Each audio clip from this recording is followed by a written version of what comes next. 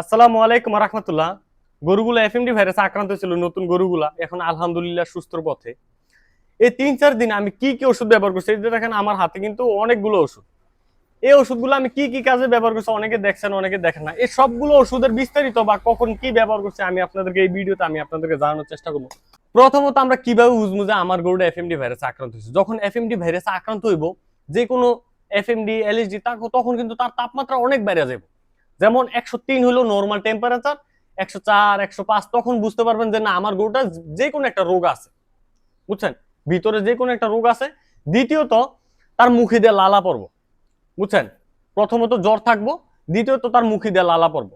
যখন লালাটা পড়বো তার মুখে এরকম একটা সাউন্ড হবে, হ্যাঁ আওয়াজ হবে, এরকম একটা চপিং এর মতো আওয়াজ হবে। তখন বুঝতে পারবেন যে না আমার এই গরুটা এফএমডি ভাইরাসের একবার কনফার্ম আক্রান্ত হচ্ছে। তখন আরেকটা জিনিস বুঝতে যাবো, এই লালা পড়ার আগে তার দাঁত কিরমির যাবে, এরকম মানে দুইটা দাঁত আমরা কিরমিলে যেমন আওয়াজ হয় এরকম একটা আওয়াজ হইব। তৃতীয়ত তার পায়ে ঘা হইব। এই যে পায়ের খুঁড়াটা দেখতেছেন না, এই পায়ের ঘুরাটা এরকম মানে ঝাড়াইবো এবং তা এই পায়ে লেইব। বুঝছেন, জিরবা দিয়ে লেইব এবং তার পায়ে ঘা হইব। তখন আমরা বুঝতে পারবো যে এফএমডি ভাইরাস আক্রান্ত হয়েছে। এখন আমি মানে প্রথমে কি চিকিৎসা দিব। যখন দেখবেন এফএমডি ভাইরাস আক্রান্ত হচ্ছে, এরকম একটা থার্মোমিটার সবসময় ঘর রাখবেন। এই থার্মোমিটারটা দিয়া এই যে আজকে যে চিকিৎসাটা দেখাই দিচ্ছে, আমি যে চিকিৎসাটা দিচ্ছি এটা অনেকে অনেক কিছু বলতে পারেন, ভাই আমার এত জ্ঞান টেন দিয়ে না ভাই, আমি যেটা দিয়ে ফলাফল পাই সেটাই আমি আপনাদের সামনে তুলে ধরি। আপনাদের ভালো লাগলে দেখবেন, নাহলে দেখেন না।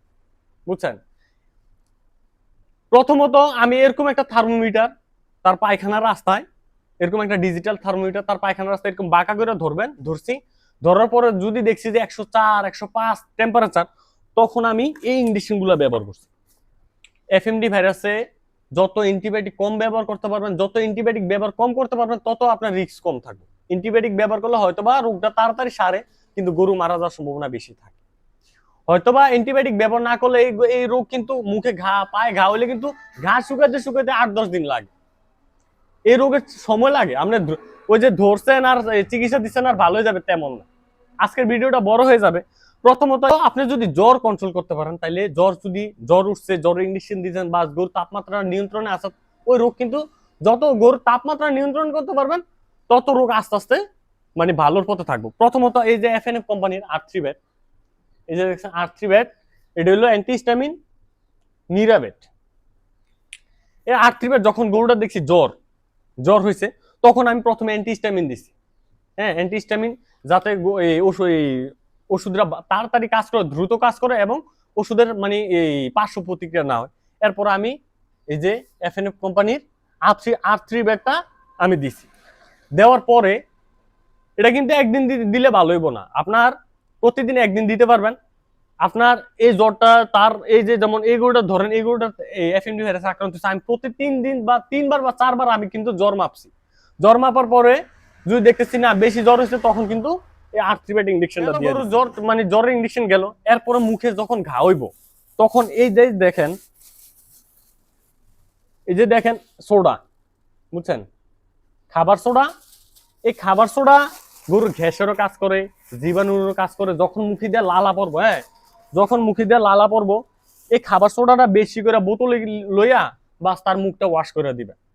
যখন ওয়াশ করে দিবেন, তার মুখে থেকে কিন্তু লালাটা পড়ে যাবে, লালাটা কমাইবো বা জীবাণুগুলা যেগুলো আছে এগুলা ধ্বংস হয়ে যাবে বা পড়ে যাবে। এরপরে যখন আমি মুখটা ওয়াশ করে দিছি, আমি এই ওষুধটাও ব্যবহার করছি, এটাও করছি। এটা ভালো কাজ করে। এটা হলো মানুষের রিবোসন, মানুষের মুখে ঘা হইলে এটা ব্যবহার করি, এবং এটা হলো গরুর মুখে ঘা হইলে, যেমন এটা হলো অ্যাপটোকিউর। এই দোনটার কাজে কিন্তু এটা একটু ভালো কাজ করে।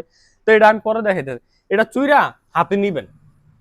যখন এই যখন আপনারা ইয়ে দিয়া যখন সোডা দিয়ে ওয়াশ করে দিবেন, তখন এই রিবোসনটা চুইরা হাতে নিয়ে মুখে লাগাই দিবেন। বুঝছেন, জিরবার যখন লাগাই দিবেন সে নিজে মুখে লাগাই দিব। সেম এই ওষুধের একই কাজ করে অ্যাপটিকিউর।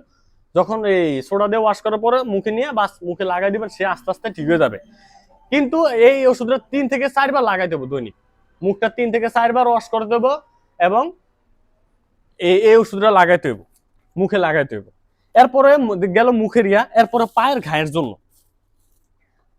জন্য আমরা কি করবো? পায়ের ঘায়ের জন্য যেমন পায়ের ঘায়ের জন্য দ্রুত যাতে শুকায়, প্রথমে আমি পানি দিয়ে ভালো করে ওয়াশ করে নিবেন। নেওয়ার পরে আপনার পটাশ আছে না, পটাশটা আমার শেষ হয়ে গেছে, হ্যাঁ পটাশ যে কোনো সারের দোকানে পাবেন, আপনারা জানেন পানিতে দিলে লাল হয়ে যায়। এই পটাশটা দিয়ে সুন্দর করে পাড়া এই চিপা চুপায় ভালো করে ধুয়ে নেবেন। ধুয়ে নেওয়ার পরে এই যে দেখেন ভায়োডিন, ভায়োডিন ওই যে মানুষের কাটা ছিঁড়ে হলে আমরা লাগাই না, এই ভায়োডিন দিয়ে সুন্দর করে পাড়া ওয়াশ করে নেবেন। ওয়াশ করার পরে এরকম একটা স্প্রে আছে প্রোটেক্স জি, বুঝছেন? এই স্প্রেটা অনেক শুকানোর জন্য দ্রুত কাজ করে। এই যে চিপাই চুপাই আছে না, এই এরকম এই চিপাই চুপাই কিন্তু অনেক ওষুধ যায় না, এই স্প্রেটা দিলে কিন্তু ভালো দ্রুত শুকানোর কাজ করে। তো এই স্প্রেটা তো দাম বেশি, হ্যাঁ দাম বেশি, প্রায় 700 টাকার মতো রাখছে। তো এই স্প্রেটা যেমন এটা কিন্তু তাড়াতাড়ি শেষ হয়, যখন স্প্রে করে ধরে রাখবেন তা অনেক দ্রুত বাইরে। এরপরে এই স্প্রেটা দেওয়ার পরে আমি এই স্প্রেটা দৈনিক 2 বার দিচ্ছি। হ্যাঁ এই যে প্রোটেক্ট জি, হ্যাঁ এটা কিন্তু পায়ের ক্ষত শুকানোর অনেক ভালো কাজ করে।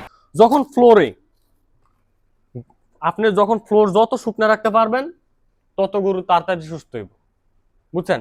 যত গরুর পায়ে যেমন একটা গরু, আমি এখানে যখন থাকি এই যখন আজকে 60 দিন, এই 60 দিনে মনে হয় 24 ঘন্টার ভিতরে প্রায় 18 ঘন্টা আমি গরু ঘরে আসছিলাম। কেন আসছিলাম?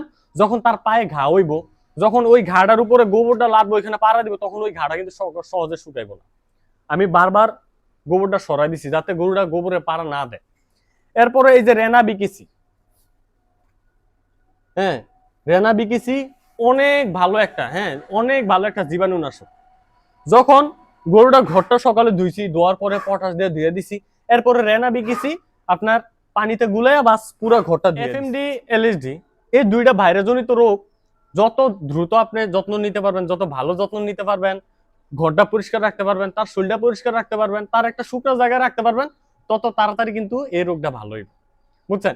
আর সব কথা শেষ করতে হলো আল্লাহর উপর ভরসা রাখতে হবে। আপনি এখান থেকে কষ্ট করে যাবেন আর আল্লাহর উপর ভরসা রাখবেন, ইনশাআল্লাহ এই রোগ কিন্তু তাড়াতাড়ি সুস্থ হইব। তো আশা করি আপনারা সবাই ভালো থাকবেন, সুস্থ থাকবেন। আসসালামু আলাইকুম ওয়া রাহমাতুল্লাহি ওয়া বারাকাতুহু।